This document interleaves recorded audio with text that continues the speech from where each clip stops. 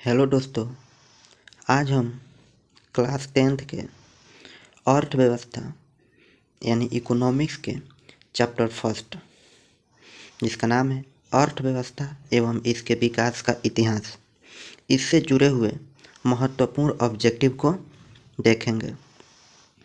तो पहला सवाल है, हमारी वे सभी क्रियाएं जिनसे हमें आय प्राप्त होती है उसे क्या कहते हैं? तो उसे हम आर्थिक क्रियाएं कहते हैं। तो इसका सही आंसर होगा ऑप्शन ए। अगला सवाल, किनके अनुसार अर्थव्यवस्था आजीविका अर्जन करने की एक प्रणाली है? किसने कहा कि अर्थव्यवस्था जो है वो आजीविका अर्जन करने की एक प्रणाली है? तो ये बात ब्राउन महोदय कहते हैं। तो इसका सही आंसर होगा ऑप्शन बी।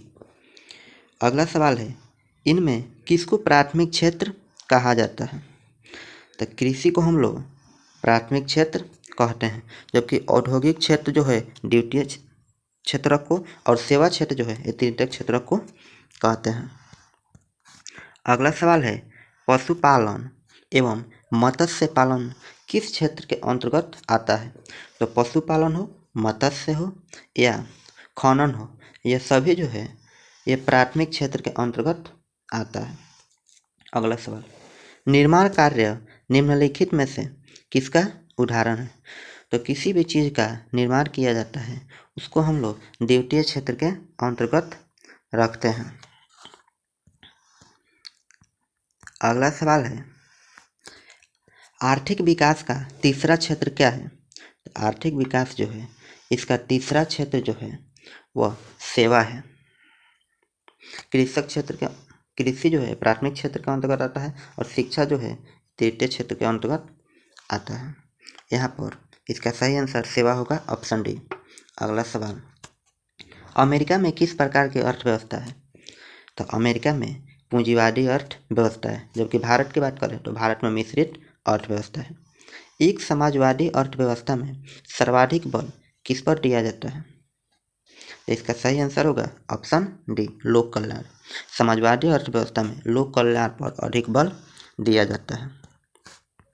अगला सवाल है, इनमें से किस देश में मिश्रित अर्थव्यवस्था है?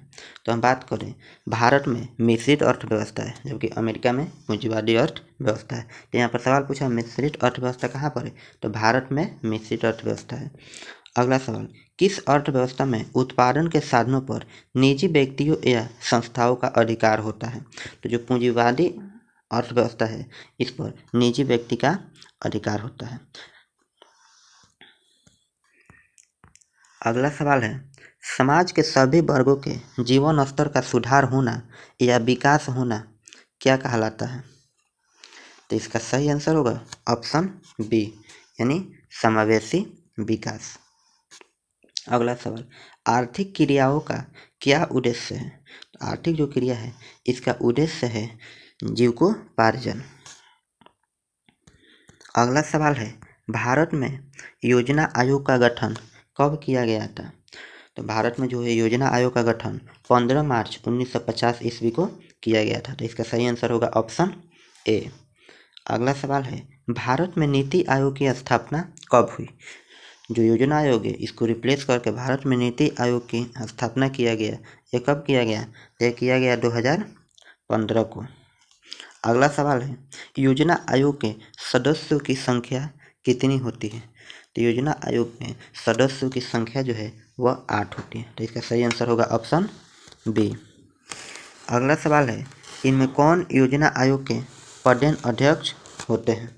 तो योजना आयोग के प्रधान अध्यक्ष जो है यह प्रधानमंत्री होते हैं।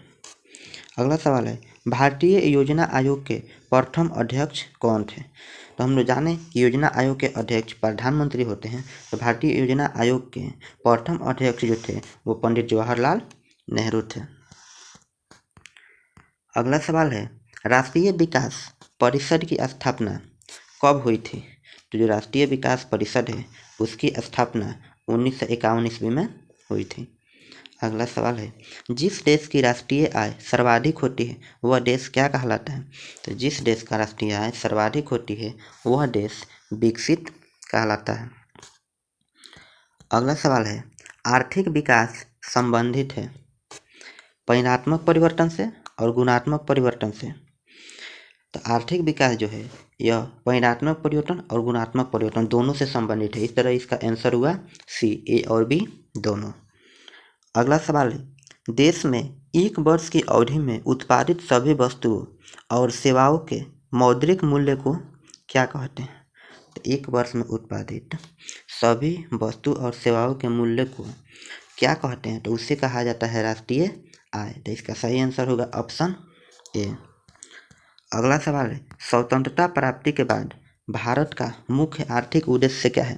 तो जब हम लोग को स्वतंत्रता प्राप्ति हुई यानी देश आज़ाद हुआ तो उसका मुख्य उद्देश्य कहा तीव्र आर्थिक विकास, रोजगार सृजन करना, निर्धनता उन्मूलन, इनमें सभी। तो इसका सही आंसर होगा इसमें सभी। अगला सवाल है, राष्ट्रीय आय में देश की कुल जनसंख्या से भाग देने पर प्राप्त भागफल क्या कहलाता है? यदि देश के कुल आय में कुल जनसंख्या से भाग दिया जाए तो जो भागफल प्राप्त होता है उसे हम लोग प्रति व्यक्ति आय कहते हैं। अगला सवाल है, अर्थव्यवस्था के किस क्षेत्र से हरित क्रांति संबंधित है? तो हम लोग जानते हैं कि हरित क्रांति जो है गेहूं के फसल से संबंधित है। इस तरह हमारा जो क्षेत्र आएगा वो प्राथमिक क्षेत्र आएगा, क्योंकि जो प्राथमिक क्षेत्र है यह कृषि से संबंधित है। अगला सवाल है, भारत के किस राज्य में सर्वाधिक प्रति व्यक्ति आय है? तो भारत के सर्वाधिक प्रति व्यक्ति आय वाला राज्य की बात करें तो वो है गोवा, और सबसे कम प्रति व्यक्ति आय वाला राज्य वो है बिहार। तो भारत में किस राज्य में सबसे कम प्रति व्यक्ति आय है? तो इसका आंसर होगा बिहार, ऑप्शन बी। अगला सवाल है, निम्न में से कौन आर्थिक आधारभूत संरचना का घटक है? तो आधारभूत संरचना का जो घटक है वो है स्वास्थ्य। तो इसका सही आंसर होगा ऑप्शन सी। अगला सवाल है, मानव विकास सूचकांक किसके द्वारा तैयार किया जाता है?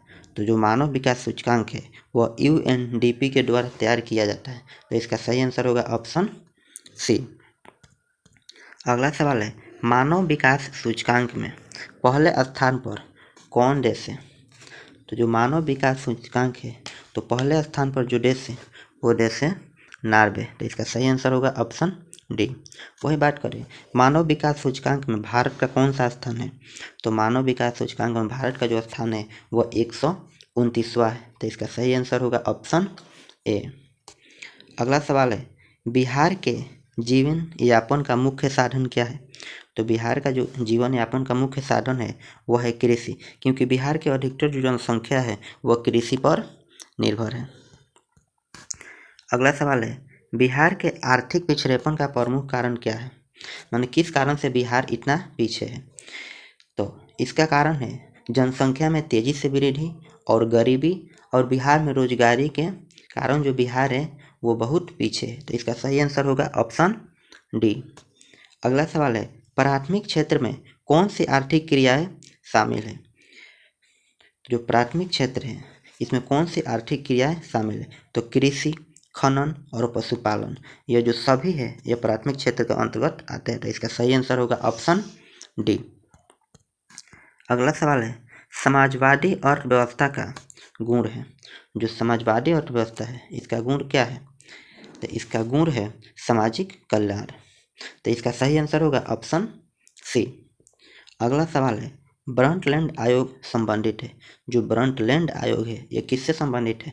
तो यह संबंधित है आर्थिक विकास से। तो इसका सही आंसर होगा ऑप्शन डी। अगला सवाल है, प्रथम मानव विकास रिपोर्ट किस प्रधानमंत्री के कार्यकाल में जारी हुई? तो इसका सही आंसर होगा ऑप्शन डी, मनमोहन सिंह। तो दोस्तों ये हमारा रहा अर्थव्यवस्था के चैप्टर 1 से जुड़ी महत्वपूर्ण 36 सवाल। तो दोस्तों यदि यह वीडियो आप लोग को अच्छा लगा तो लाइक करें, और ऐसे ही वीडियो देखने के लिए हमारे चैनल को सब्सक्राइब करें, और इस वीडियो को अपने दोस्तों के साथ शेयर करें। वीडियो देखने के लिए धन्यवाद।